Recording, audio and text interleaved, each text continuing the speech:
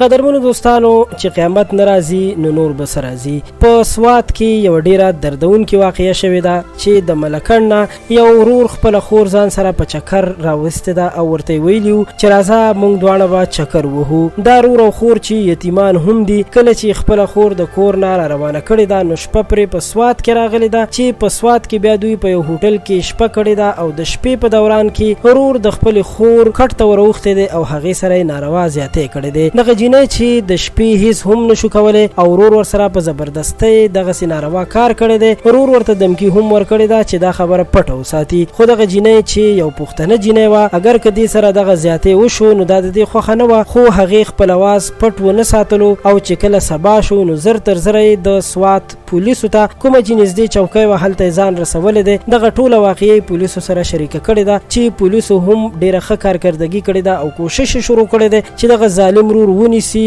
او سخت نه سخت سزا ورته ورکړي ځکه چې بیا به څوک داسې کار نه کوي. خو تر اوسه پورې پولیس په دې کار کې کامیاب شوي نه دي چې دغه ظالم ونیسي. پولیسو خپله واده کړې ده چې موږ به دغه ظالم نیسو خو موږ هم دغه پولیسو ته خواست کوو چې دغه ظالم د زر تر زره ونیول شي ځکه چې د دې جینۍ په باره کې د دې د خور خاوند هم دا ویلي دي چې دا ښه جینۍ ده او داسې څه غلط حرکات د دې نه دي ترسره شوي. نو معلومیږي داسې چې دا ټول ظلم او دا ټول زیاتی ورسره ورور کړی دی او هغه ته باید سخته سزا ورکړل شي. قدرمنو تاسو داسې ظالمانو انسانانو ته کوم قسم سزا خوښول غواړئ ضرور سره خپل کمنټ شریک کړئ ځکه چې ستاسو کمنټ به نورو پښتنو ته هم ورسي. زموږ چینل پښتو پوسټ خامخا سبسکرایب کړئ. ستاسو ټولو ډیره مننه کوم چې د دې ویډیو تر اخره مو موږ سره ملتیا وکړه.